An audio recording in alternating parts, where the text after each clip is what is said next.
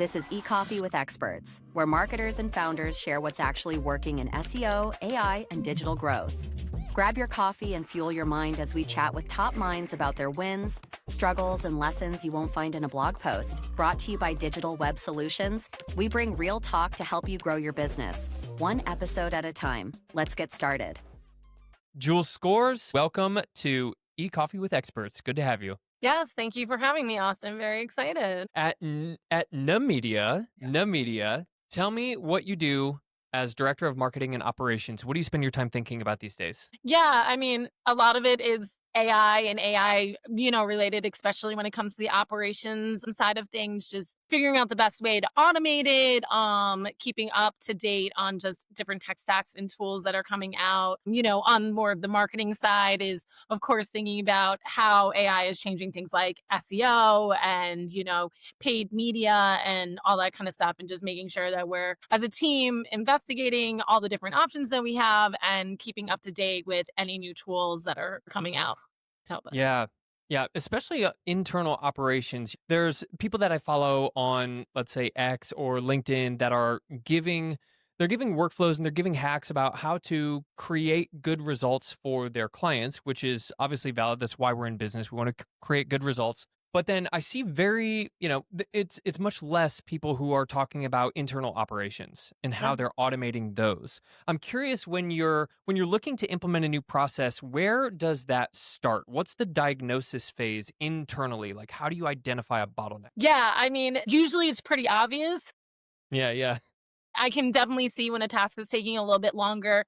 The biggest evaluation that I need to make is it our process, or is it an actual person who may just be bogged down with a bunch of different projects that they're working on? And then, kind of evaluating from there where we can make this flow better, whether it's a request for a new campaign or a new website design. How do we automate, just those sort of requests so they go right to the right person? We're not constantly having to follow up with questions, having the right questions being asked, and, different automation tools and stuff that we can fill out to get it going. But yeah, it's definitely operational wise something that I'm constantly watching. Reporting is a big area that we end up with bottlenecking and stuff like that we can add in automation and AI helping analyze data and stuff like that quicker, than the human brain works sometimes. So yeah.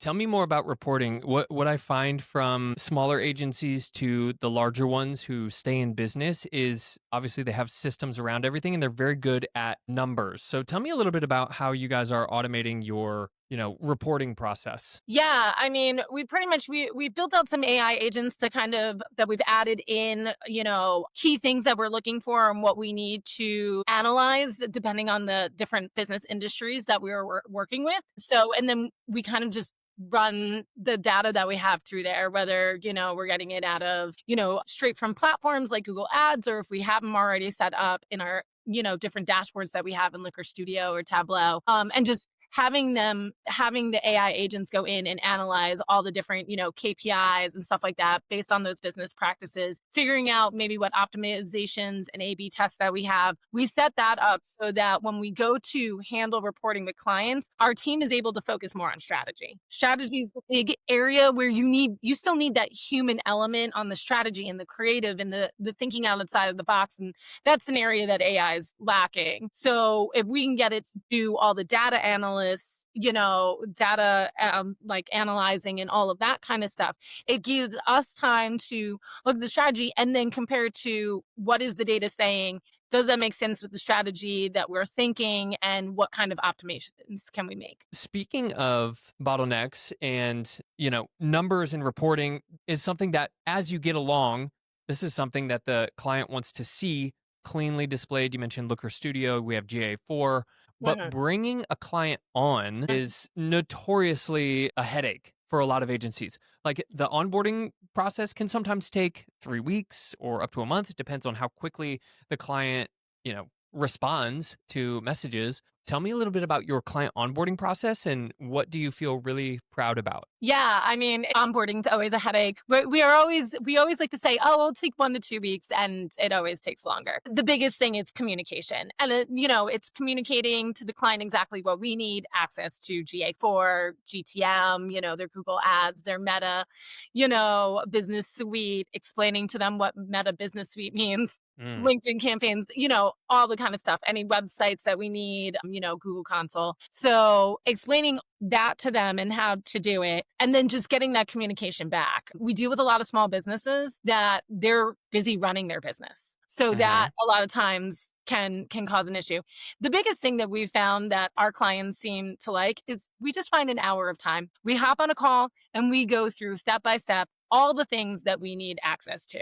And our team will all join, and we each take our pillars that we're in, and we walk them through of this is how you get into A, B, and C. It also a lot of times ends up uncovering some issues that they even just have getting access to these things, especially in the small business sector. A lot of them hired a niece or a friend of a friend or someone who messaged them on Instagram to help them set up a lot of these platforms. And then they're realizing as business owners, they're not the owners. They have to go back and track down, these people, or we have to build new ones, just depending on where they are in their business. So yeah, like having that, hop on a call mentality rather than hundreds of emails going back and forth with screenshots really just, gets things moving quicker. Yeah. That's one of our big things just as a company is if you can just take 10 minutes on a call with a client to get things figured out instead of emailing back and forth where, things get confusing and stuff like that, then just see if the client's willing to do that. Not every client has the time, but they do appreciate that communication and that we're there for them. Yeah. Where does Nemedia focus in terms of industry? I mean, obviously you have the small business market, small, medium-sized business. Where do you focus? A lot of our clients are actually from pet resorts. So we have Nemedia, and then we have pet resort marketing powered by Nemedia. Oh. And so the owner, I want to say about 10, 12 years ago, ended up speaking at, a conference, and this guy who worked in the pet industry with pet resorts approached him and was like, hey, this is definitely what pet owners need. They don't understand these kind of things, da da da da da. And that just opened up the floodgates to the pet. I mean, we've worked with over 200 pet resorts throughout the years. You know what I mean? Just helping them understand marketing, getting websites out there. Some of them didn't have websites, teaching them things about social media and all that kind of stuff. So that is a big area that we're in, just kind of ended up in. But outside of that, we work with a lot of nonprofits, kind of like our passion project, educational, lawyers, e-commerce, handyman's, plumbers, kind of in that small business range. We have some SaaS companies that we work with also, but I mean, we pretty much tackled a little bit of everything. And it's the ebbs and flows of agencies as people come in and out throughout the years. So, but Pet Resorts has stuck around for all this time. Yeah. That's really interesting. The first website that I was paid to build was for like an in-home pet hotel, basically. Okay, there you go. Some friends of ours, yeah. I'm the guy that you as a professional agency gets mad at because I hold the keys to like their whole online platform. You're pleasant. They hired the friends, that were like, who is this person? How do I track down to get what we need? Yes, I am the bane of y'all's existence. So I have a question just because of that personal experience. One of the main challenges that we had was to set up like a booking system. Because, it's based on pickup, drop off, duration, all of that. How involved in that sort of, let's call it CRM/scheduling do you guys get? So there are a handful of CRMs out there that specifically deal with pet resorts, top ones being like Goose, Mogo, and Ginger. That's what we usually Pet Biz. There's, Kennel Connection. There's a good amount of them. Where we really end up stepping in is when we're doing their website, we hook up the forms and all that stuff and make sure everything feeds through properly to their CRMs. But one thing that we, in the last, I want to say about year, really dived into is a lot of these platforms are missing a KPI dashboard, a real seeing the return on the investment, return on ad spend, knowing, which services, boarding, daycare, grooming, training are bringing in the revenue. We can always see, hey, you've got this one brings in the most clients, but that doesn't necessarily mean that's the highest revenue driver. Sure. So building out those kind of things, and just, even adding in like, employee salaries. So you can see month over Mm, month what your, P&Ls are and all that kind of stuff. It's a huge thing that's still missing in the industry. mm. We built these out for a handful of our clients, but we still have a lot of clients that are like, no, I don't need that. And I'm like, you don't need to know your revenue? What? But small businesses, Yeah. and Yeah. we are partnering up with a CRM. I'm not gonna say who, but hopefully soon I'll see them in person in a few weeks of helping them clean up their back end and really getting that data figured out for Mm, them, for their clients, and how we can kind of partner in that sort of way. We never wanted to build our own CRM. That's a whole beast, but we yeah. understand how they work and we understand how to pull out the numbers so that you can really see transparently how your business is doing. Whether we have a lot of owners that are like, I want to buy a second resort, but how do I prove to the bank or whoever that I'm a good investment? There's also a lot of private equities that are either purchasing up or investing so that they can then buy another location or expand on where they are, but they have to be able to show their books. And Mm, if they're not tracking any of this, it's really hard yeah. to make a case. Yeah, yeah, that makes sense. I was talking with a gentleman who he has a number of vein clinics, and he is really interesting. He starts with his agency, and his agency is specialized toward marketing for vein clinics. And then he installs basically like a training something or another, and then like a insurance acceptance plan, and then he basically keeps installing things into their business and helping them grow. Yeah. Don't get me wrong, but then what that does is it kind of like puts hooks into the business and says like, oh, you wanted to fire us as a marketing agency? First of all, you're growing. Second of all, how are you going to do that? Mhm. But then this is where I thought it was really interesting is he essentially has a connections with holding companies or PE. And he says, Mhm. listen, like there's a roll up that's happening. I think you guys should get in now in this first round because, and then he tells them, what's going to happen. From Mhm. your perspective, seeing some of those transactions happen, I guess, or at least you see them on the horizon, how do you approach a conversation with a business owner? And maybe you don't. So maybe just tell me, how do you approach a conversation with a business owner about what the legacy of the business is going to be, and then how do they involve themselves in the operations as a business owner? Yeah, I mean, so usually legacy conversations are they come to us. They're getting ready to retire. They either have no one who's going to run it or Yeah. they have some family members or something like that.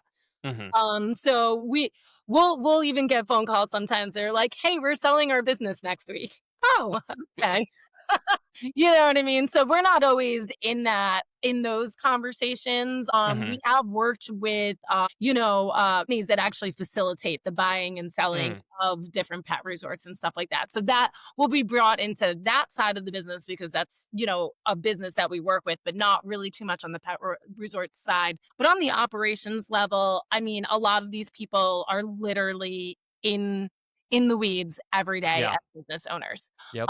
We have some who, are overseeing a lot, but, and then have either staff that they've trusted for the last 20 years or family that's kind of jumping in and Mm, and handling a lot of that. But they are very, very much in the operations. A lot of times when we have reporting calls or any meetings, it's with the owner and maybe yeah. another staff person, two other staff persons, because sometimes they'll have a marketing manager on staff, Hmm. which is Hmm. really just someone to, listen to what we have to say and Yeah. implement things that we can't do. Like, I can't go to your pet resort and take pictures. That will be good for organic social. So let me explain it to you how to do it. But we're the Hmm. ones that are doing the marketing. They just let us know if there's like holiday events coming up, Mm, that kind of stuff, any sales, where they are at, if there's new services that they want to push, or even just, pet resorts are just very much seasonal. They're busy during yeah. the summers, they're busy during holidays, you know what I mean? Hmm. They slow down going into the new year. They always kind of have that daycare, but there's different services that go up and down depending on the time of the year. Yeah, right. Depending on the time of year, how do you manage like, I guess cross-channel campaigns, you have PPC, you have SEO, there's probably some other stuff you do. The folks that I was collaborating with and working with, their pet hotel, they printed out bandit signs. They had these little flyers that they were handing out. I mean, how do you organize all those campaigns with demand from the client, and yeah, how do you do it? Yeah, I mean, a lot of the conversations I have, especially in onboarding and anytime, pretty much almost every reporting call is I'm very big into the marketing funnel. You've got your brand awareness, you have your consideration conversion, and then the one everybody always forgets, which is retention. So I literally draw a funnel. PowerPoint draws me a funnel. I put in there, I'm like, okay, this is where your organic social, your SEO, your email, marketing, your paid ads, your website, where everything falls into here. And that's how we organize it. I always tell them, I said, you don't have to run all of these, but you do have to pick a couple in each of the funnel buckets. You gotta, even if you've been around for 20, 30 years, there are people adopting a new puppy every day who's never had a puppy before. There are people moving, into the area that, they want to make sure that they have some sort of setup for daycare or boarding, build that relationship. So you're always going to have to run that brand awareness, and hit that brand awareness area, which is not where they think they need to put their money. Every single client calls us, how can we do Google ads? And I'm like, oh, well, let's go. Because that's what a lot of them do. A lot of our clients, throughout the years, it was SEO and Google ads. So now things are changing, especially with AI and just ChatGPT and people going there, still is the majority of where people are going. But there's other avenues that they can go. And what we've seen throughout the years is things like Meta, and other social media platforms, LinkedIn, all that kind of stuff, even across industries that aren't pet resorts, is that, that's still a great area for that brand awareness. But then we're seeing them converting more and more from there. So we had a client who has been open for 20 plus years, and they had their best month ever last year. And it was because we moved their budget, not all of it, but moved a good amount of their budget from their Google ads to run Meta lead gen campaigns. And I had been preaching this for over a year to a lot of clients. This client was like, let's try it out. And they were blown away. Really? They saw. Yeah. So, and that was a direct one-to-one converting straight from Meta, not a first touch, Meta. That was a direct conversion area. Wow. So, and it's all, I mean, we're still running those brand awareness and stuff like that, but it's just showing like we're running all of these things through these different platforms. And this is where, they're ending up. And this is how the trends are shifting on, Google search versus Meta and all those areas. With all those channels and proving out one channel better than the other, I'm sure you obviously have case studies that you can present, but you were talking previously about dashboards. Are you building those custom, or is that through Looker Studio? It is custom. Yeah, but completely custom through Looker Studio. I mean, we have some basic templates that we built out that we rinse and repeat for clients. But yeah, it's all custom built. It's usually about 5 or 6 pages. We have an overview page that gives you everything. Then it's the breakdown of each of the different platforms that you have. Even diving into organic, SEO, Google business profile, all that kind of stuff. And yeah, just showing hey, this is how this platform is performing. This is how they're all kind of connecting together, because everybody's like, oh, well, everything's converting on Google ads. And I was like, that's the last place they go. You know what I mean? They're now at the point where you've touched them 3 to 5 times on different platforms, where now they're going to search it. I'm thinking your own day-to-day life. You're scrolling social media, you see an ad for shoes, you're like, those are cute. You might see them again. And then 4 days later, you're like, you know what? Let me Google that. You're not going back to that social media platform to find that ad to convert there. So yeah, I mean, we definitely are very big on doing our best to show how they work together, how they convert together.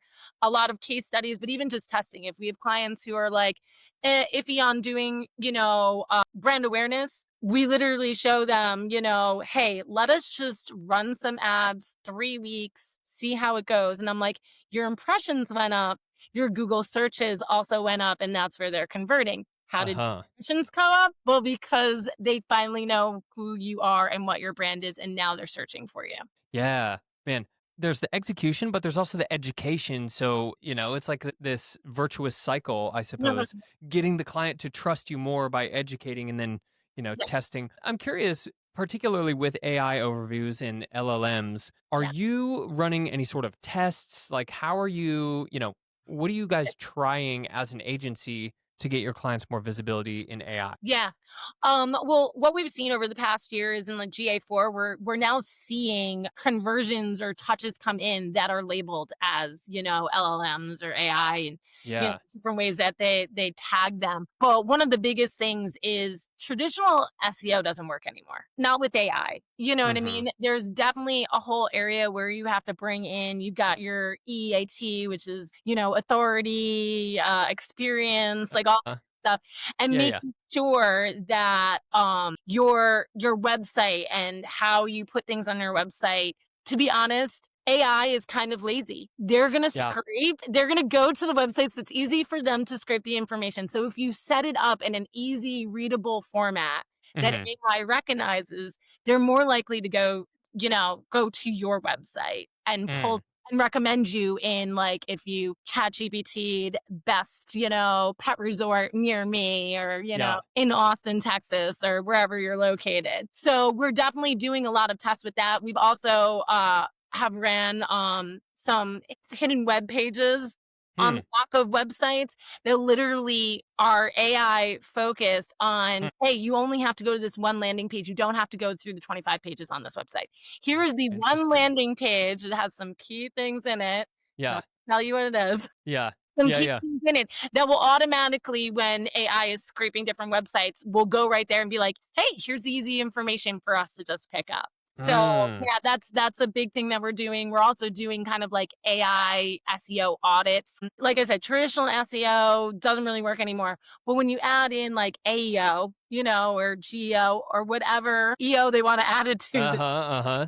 you're automatically doing the AI and you're adding the elements of traditional SEO that are still necessary. Hmm. So we're doing kind of, more into the AI SEO and formatting it in a way that AI will pick it up, even on Google search, because Google search has that AI feature. It's all those kinds of things that, we've been testing with clients for the past year, Mm-hmm. seeing great results. We have our clients, we're like, go to your chat GPT or whatever it is that you use and type in, pet resorts near you.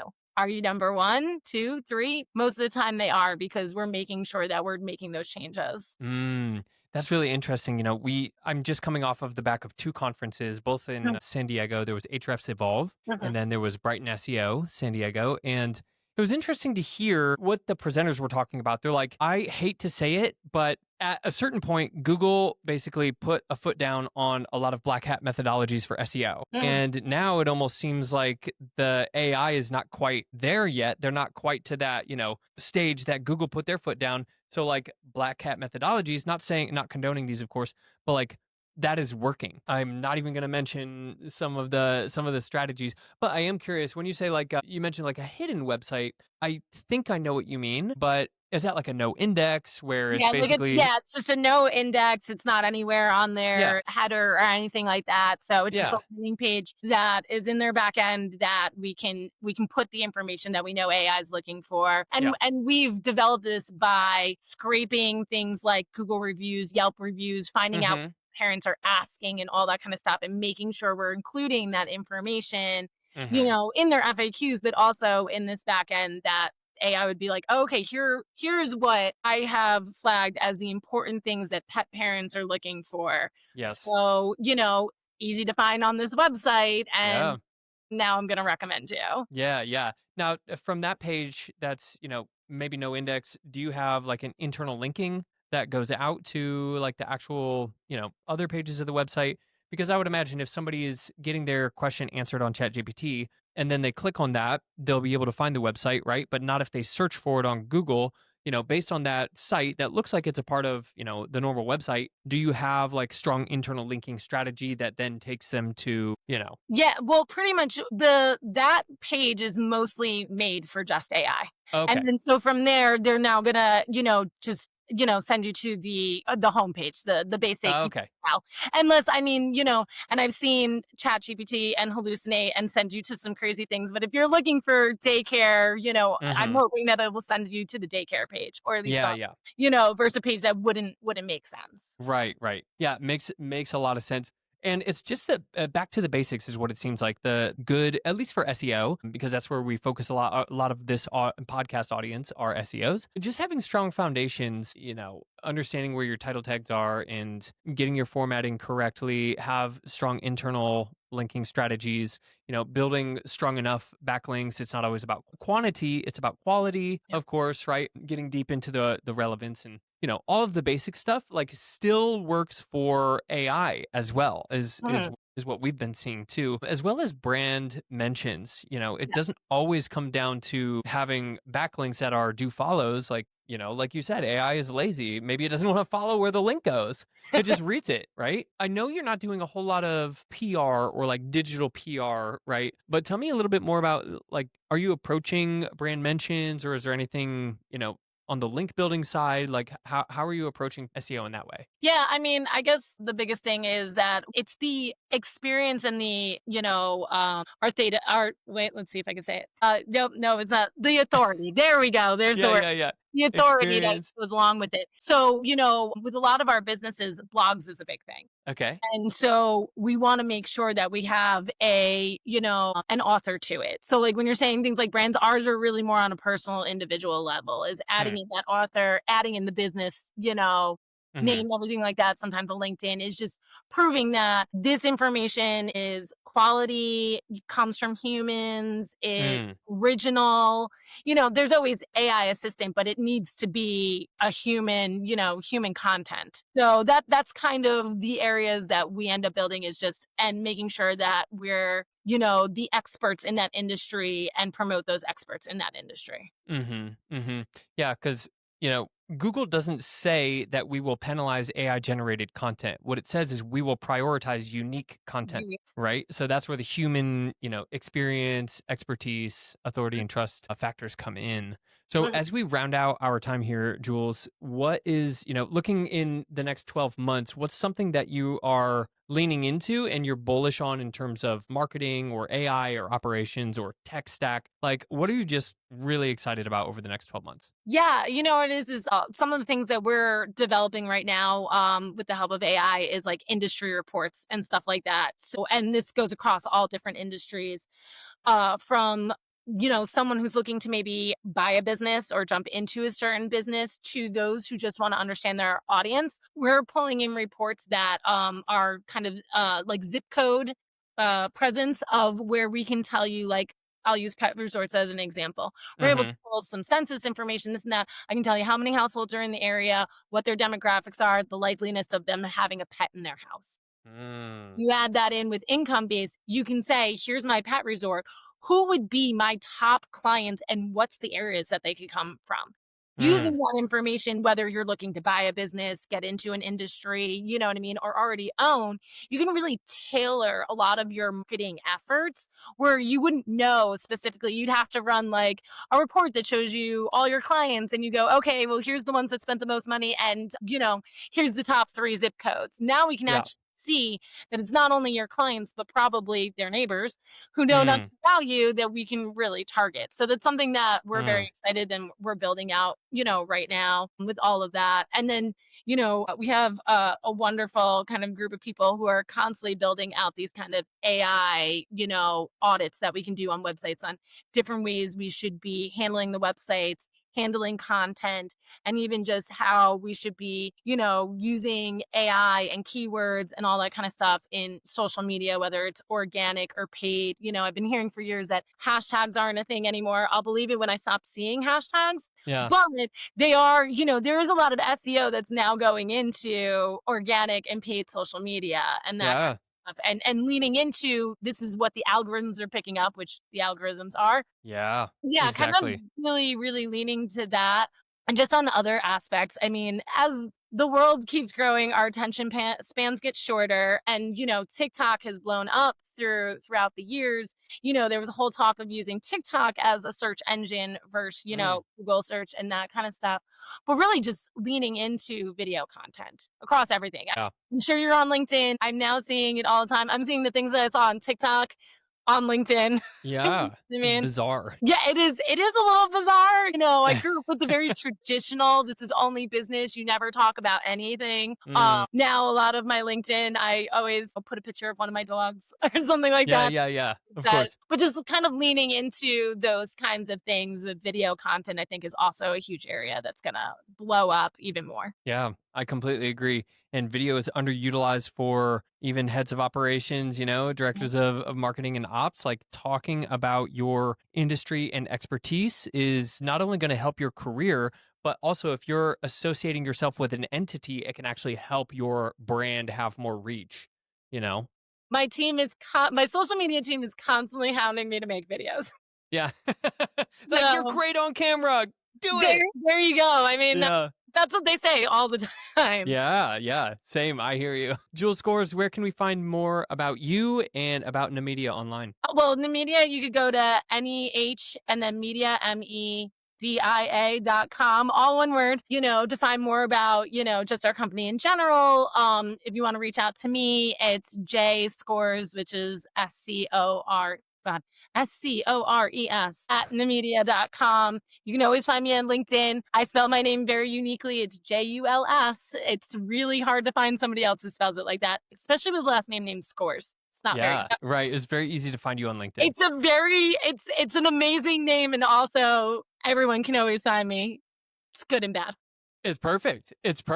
Well, thank you for being here on Coffee with Experts. Appreciate you. Yes, thank you so much, Austin.